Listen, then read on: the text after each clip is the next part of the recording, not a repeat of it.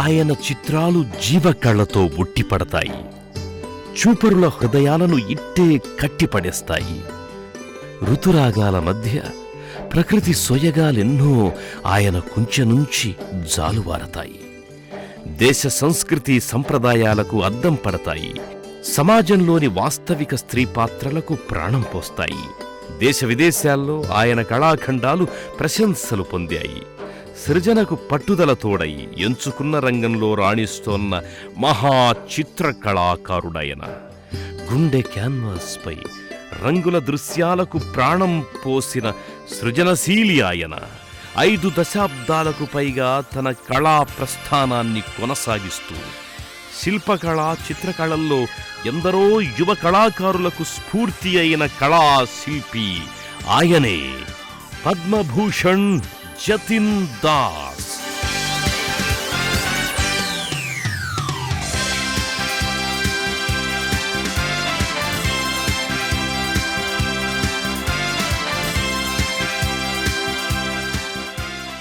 Jatin Das ఒరిస్సాలోని మయూర్భంజ్లో 1941 December 2న జన్మించారు. 5గురు సంతానంలో 4గోవాడైన జతిన్ ప్రకృతి సౌందర్యాన్ని చిన్ననాటి నుంచే ఆరాధించేవాడు.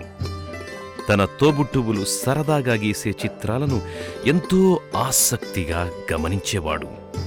వారు తయారు చేసే బొమ్మల్ని నిత్యం జాగ్రత్తగా పరిశీలించేవాడు. అది కాస్త జతిన్ని చిత్రాలు గీసేలా పురికొల్పింది. అంతేకాదు, నిరంతరం దాస్ ఏదో ఒక చిత్రాన్ని గీస్తూ ఉండే స్థితికి చేర్చింది. ఆ క్రమంలో తన వీధిలోని దేవాలయాలు, పురాతన ఇల్లు, ఊరవతల చెరువుగట్టు, పశుపక్షాదులు, ప్రకృతి సోయగాలను ఎంతో నైపుణ్యంతో చిత్రించి తన తల్లిదండ్రులు, కుటుంబ సభ్యులను ఆశ్చర్యపరిచేవారు జతిన్ దాస్. జతిన్ దాస్ తల్లి సైతం చిన్నతనంలో చిత్రలేఖనం పోటీల్లో పాల్గొని బొమ్మలు గీసి బహుమతులు ఎన్నో గెలుచుకున్న దృష్టాంతాలున్నాయి. I was born in a middle class Hindu family. నేను హిందూ సంప్రదాయ మధ్యతరగతి కుటుంబంలో జన్మించాను.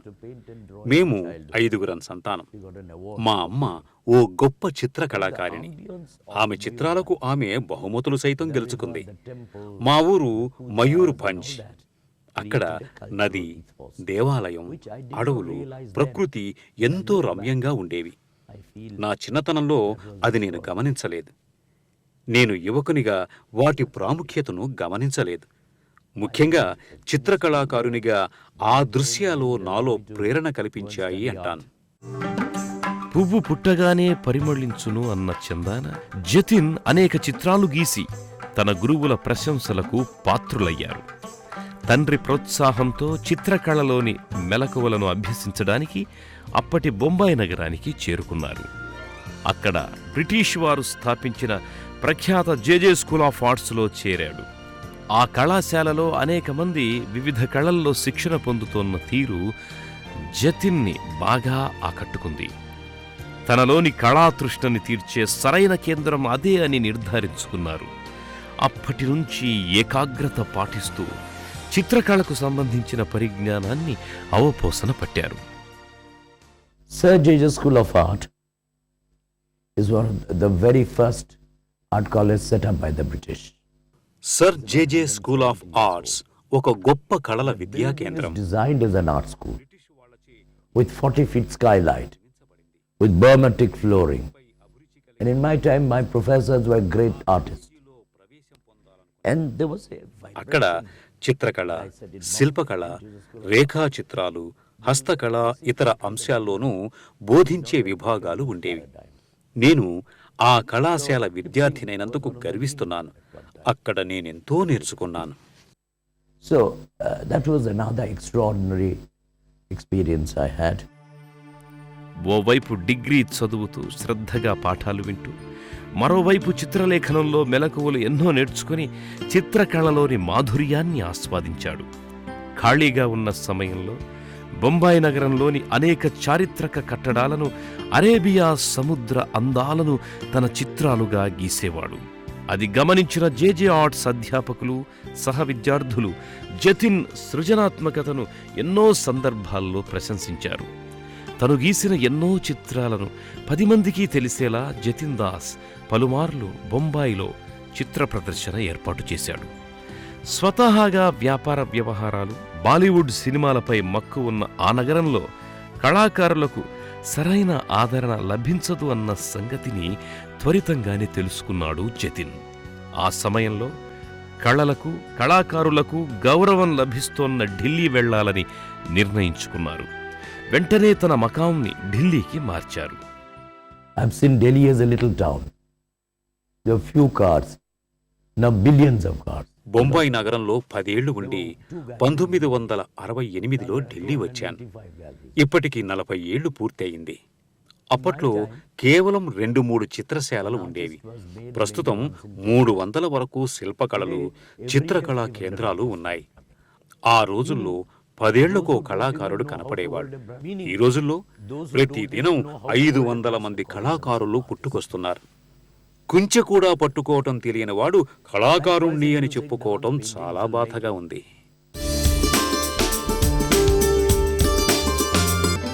ఆయన దృష్టంతా చిత్రాలు గీయడంపైనే. కాదేదీ కళకనర్హం అన్నట్లు చెట్టు, పుట్ట, కొండలు, కోనలు, ప్రకృతి అందాలు, స్త్రీ భావావేశాలు, అందచందాలతో పాటు తన మనసులోని భావాలకు రూపమిచ్చాడు.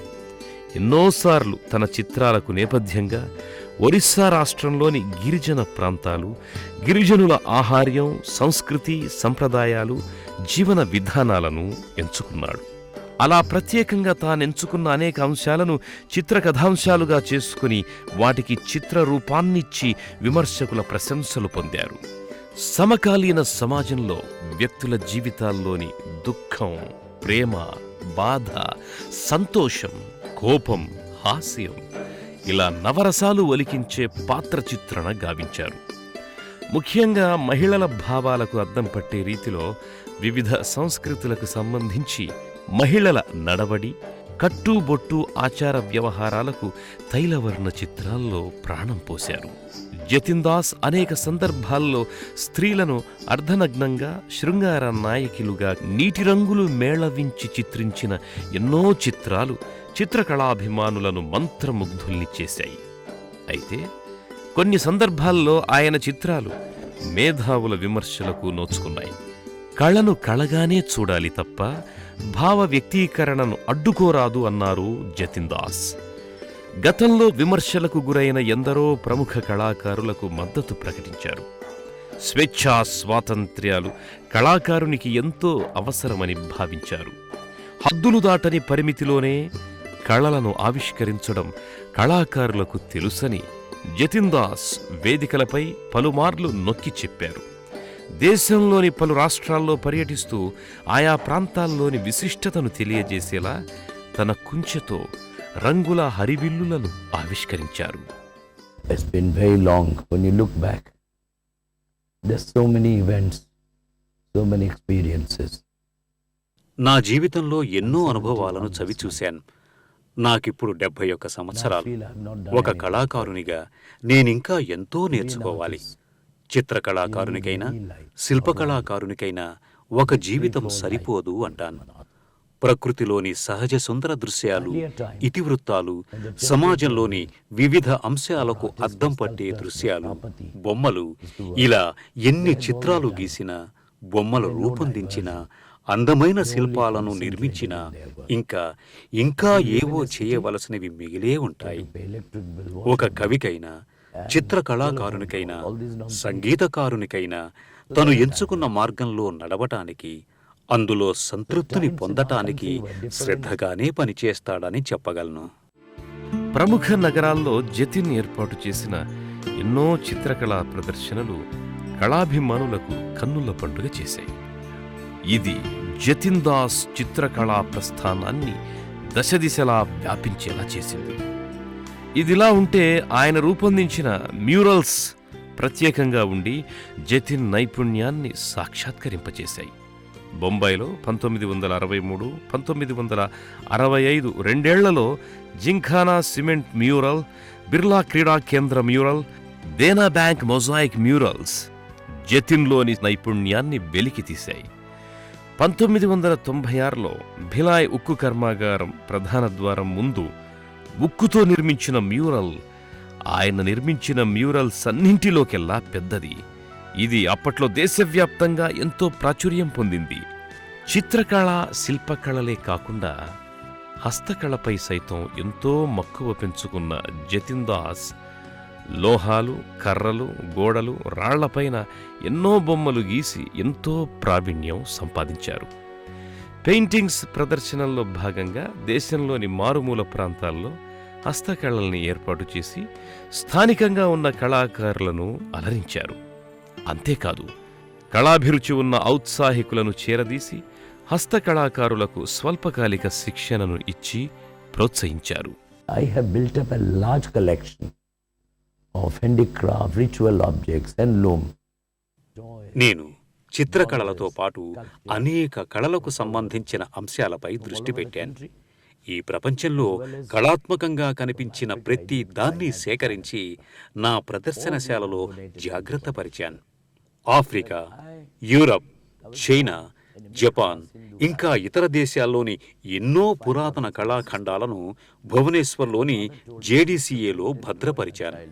జతిన్ దాస్ సంప్రదాయ కళలు అంతరించిపోకుండా కాపాడుకోవలసిన బాధ్యత కవులు, కళాకారులదేనని చెబుతారు. దేశ చరిత్ర, పురాణాలు, జానపద రీతులు, ఆధ్యాత్మిక భావాలు, సంస్కృతి సంప్రదాయాలను కళల ద్వారా బతికిస్తూ ముందు తరాలకు అందించాలని కోరుకునే వ్యక్తి. అందుకే భువనేశ్వర్లో 1977లో జేడీసీఏ ఆర్ట్స్ సంస్థను నెలకొల్పారు. The so-called modern artists don't look at the tradition. అధునాతన కళాకారులు సంప్రదాయాలను మరిచిపోతున్నారు.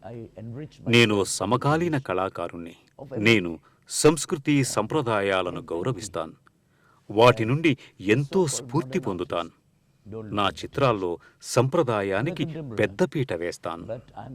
యువ కళాకారులు కళల గొప్పతనాన్ని గుర్తించి వాటి అభివృద్ధికి కృషి చేయమని కోరుతున్నాను. జేడీసీఏ ద్వారా ప్రతిభగల వ్యక్తులను చిత్రకళ, శిల్పకళ, చేతివృత్తుల అంశాల్లో అనుభవజ్ఞులైన కళాకారులతో శిక్షణా తరగతులు నిర్వహిస్తున్నారు. ఈ సంస్థ ద్వారా జానపద, గిరిజన జాతుల సంస్కృతులకు అద్దం పట్టే సంప్రదాయాన్ని కళల ద్వారా కాపాడాలంటున్నారు జతిన్. భారతీయతతో పాటు ఒడిషా రాష్ట్ర సాంస్కృతిక వారసత్వాన్ని చరిత్రలో పదిలపరచడానికి తన వంతు కృషి చేస్తున్నారు. అంతేకాదు, యువ కళాకారులను ప్రోత్సహించి వారికి కావలసిన వనరులు, ముఖ్యంగా కర్ర, లోహాలు, రాళ్లు, బంకమట్టి రంగులు, కుంచెలు అందిస్తూ యువ కళాకారులు ఆర్థికంగా ఎదిగేలా నిత్యం ప్రయత్నిస్తున్నారు. స్వల్పకాలిక వ్యవధి శిక్షణా కార్యక్రమాలను విడతల వారీగా నిర్వహిస్తూ వారు అభివృద్ధి చేసిన కళాకృతుల్ని అనేక నగరాల్లో ప్రదర్శించారు. జతిన్ దాస్ 20 దేశాల్లో 100కు పైగా తన చిత్రకళా ప్రదర్శనల్ని ఏర్పాటు చేశారు. America, London, Japan, Germany, Russia, Singapore మొదలైన దేశాల్లో ఏర్పాటు చేసిన ఆయన చిత్రకళా ప్రదర్శనలు ఎంతో పేరు ప్రతిష్టల్ని తెచ్చిపెట్టాయి. ఎన్నో సన్మానాలు అందుకోవడానికి దోహదపడ్డాయి. ప్రకృతి, పర్యావరణం, రక్షణ అంశాలపై జతిన్ దాస్ 1985లో యూకే గార్డెన్ గ్యాలరీ, 1995లో ముంబై జహాంగీర్ గ్యాలరీ, 2001లో ఇండియా హ్యాబిటాట్ సెంటర్, 2005లో కలకత్తా సిమా గ్యాలరీ, 2009లో లండన్ చెల్సియా గ్యాలరీ, 2011లో చండీగఢ్, స్వీడన్లలో నిర్వహించిన ప్రదర్శనలు జతిన్ దాస్ చిత్రకళ విశిష్టతను విశ్వవ్యాపితం చేశాయి. జతిన్ దాస్ కళారంగానికి చేస్తున్న సేవలకు గాను ఎన్నో అవార్డులు లభించాయి. జతిన్ దాస్ చిత్రకళా రంగాలలో పేరు ప్రఖ్యాతులను కీర్తిస్తూ ఒడిషా రాష్ట్ర ప్రభుత్వం 2006లో ఉత్కళ అవార్డునిచ్చి సత్కరించింది. 2007లో జతిన్ దేశవ్యాప్తంగా మ్యూరల్స్, పెయింటింగ్స్, డ్రాయింగ్ విశిష్టతలకు భారత నిర్మాణ్ అవార్డు వరించింది. అదే ఏడాది ఇటాలియన్ ప్రెసిడెంట్ అవార్డు అందుకున్నారు. జతిన్ దాస్ 50 ఏళ్లుగా కళారంగానికి చేస్తున్న సేవలను గుర్తించి ప్రభుత్వం 2012లో పద్మభూషణ్ అవార్డునిచ్చి గౌరవించింది. దేశ విదేశాల్లో తిరుగుతున్న సమయంలో తనని ఆకర్షించిన ప్రత్యేక దృశ్యాలను ఎప్పటికప్పుడు క్యాన్వాస్పై ఆవిష్కరిస్తారాయన. తన మనసుకు నచ్చే కళా వస్తువుల అన్వేషణలో భాగంగా దేశంలోని అటవీ ప్రాంతాలు, కొండ ప్రాంతాలు, నదీ ప్రాంతాలు, అనేక ప్రాచీన నగరాలను సందర్శించారు. ఈ క్రమంలో తనకు తారసపడిన ఎన్నో పురాతన వస్తువుల్ని సేకరించి తన మ్యూజియంలో భద్రపరిచారు. ముఖ్యంగా తాను సేకరించిన వస్తువుల్లో ప్రధానంగా జతిన్ దాసును ఆకట్టుకున్నవి విసనకర్రలు. పలు ప్రాంతాల్లో వివిధ రూపాల్లో తయారయ్యే విసనకర్రలను మురిపెంగా జాగ్రత్త చేసేవారు. ఎండాకాలంలో చల్లని గాలిని ఆస్వాదించడానికి ఉపయుక్తమయ్యే వేల ఆకృతుల్లో కొలువుదీరిన విసనకర్రల గురించి, వాటి విశిష్టతను తెలుపుతూ ప్రత్యేకంగా ఓ గ్రంథాన్నే వెలువరించారు. జతిన్ దాస్ ప్రపంచవ్యాప్తంగా ఇప్పటివరకు 6500 వరకు వివిధ ఆకృతుల విసనకర్రలను సేకరించి ఢిల్లీ, చండీగఢ్, భువనేశ్వర్ నగరాల్లో ప్రదర్శించారు. ఆసియా, యూరప్, ఆస్ట్రేలియా ఖండాల్లోని అనేక దేశాల్లో జతిన్ దాస్ ప్రదర్శనలు ఏర్పాటు చేశారు. గతేడాది అమెరికాలోని వాషింగ్టన్ డీసీలోని కెనడీ సెంటర్లో ఏర్పాటు చేసిన ప్రదర్శన ఇప్పటి వరకు అత్యంత ప్రజాదరణ పొందిన భారత చిత్రకళాకారుని ప్రదర్శనగా నిలిచింది. భారతదేశం స్వాతంత్ర్యం పొంది 50 ఏళ్లైన సందర్భంగా మొహంజదారో కాలం నుంచి మహాత్మా గాంధీ వరకు ఆ కాలక్రమంలో చోటు చేసుకున్న సంఘటనలను మ్యూరల్స్పై ఆవిష్కరించి భారత పార్లమెంట్లో ఏర్పాటు చేశారు. ఆ సందర్భంగా దేశంలో అవినీతి జడలు విప్పి తాండవిస్తోంది. దానికి కారణం రాజకీయ నాయకులేనని బాహాటంగా చాటి చెప్పారు జతిన్. పేదరికం, అవిద్య, అనారోగ్యం పెరిగిపోవడానికి కేవలం స్వార్థపర రాజకీయ పార్టీలు, నాయకులేనని విచారాన్ని వెలిబుచ్చారు. కవులు, కళాకారులు వారి కళల ద్వారా ఈ పోకడలను ఎండగట్టాలని అభ్యర్థించిన సంఘటనలు అనేకం. ఈ రోజుల్లో ఇంట్లో తల్లిదండ్రులు, పాఠశాల, కాలేజీల్లో అధ్యాపకులు పిల్లల అభిరుచులకు వ్యతిరేకంగా నడుచుకుంటున్నారని ఆవేదన చెందుతారాయన. తమ బిడ్డల్ని ఇంజనీర్లు, డాక్టర్లు, ఐఏఎస్, ఐపీఎస్లు కావాలనే కోరుకుంటున్నారు తప్ప సమాజంలో బాధ్యత గల ఉపాధ్యాయులు, రాజకీయ నాయకులు, కవులు, కళాకారులు కావాలని ఏ ఒక్కరూ కోరుకోవడం లేదే అని, ఆ పరిస్థితులు మారాలి అనేది జతిన్ దాస్ కోరిక. In those days, I think all over the country people were great. ఆ రోజుల్లో మనుషులు ఎంతో విలువలు కలిగి ఉండేవాళ్ళు. నాయకులు, వైద్యులు, ఉపాధ్యాయులు, ఇంజనీర్లు, ఇలా ఏ వృత్తుల వారైనా పరస్పరం సమాజంలో గౌరవ మర్యాదలతో జీవించేవారు. వారు యువతకు స్ఫూర్తిదాయకంగా నిలిచేవారు. ప్రస్తుతం ఆ పరిస్థితులు కనిపించటం లేదు. అందుకే నేడు చిత్రకళాకారులు మానవ సంబంధాలను వారి చిత్రాల్లో ఆవిష్కరించటం లేదు. Your elder brother, they were role models for you. అనేక సందర్భాలలో తన సొంత రాష్ట్రం ఒరిస్సాలో, అదేవిధంగా ఇతర ప్రాంతాల్లో ప్రకృతి విలయాలు సంభవించినప్పుడు తన వంతు సహాయ కార్యక్రమాలు చేపట్టి బాధితులను ఆదుకున్నాడు జతిన్ దాస్. ఆ క్రమంలో నిధుల కోసం విరాళాలు సేకరించడానికి కవులు, కళాకారులను ఏకం చేశారు.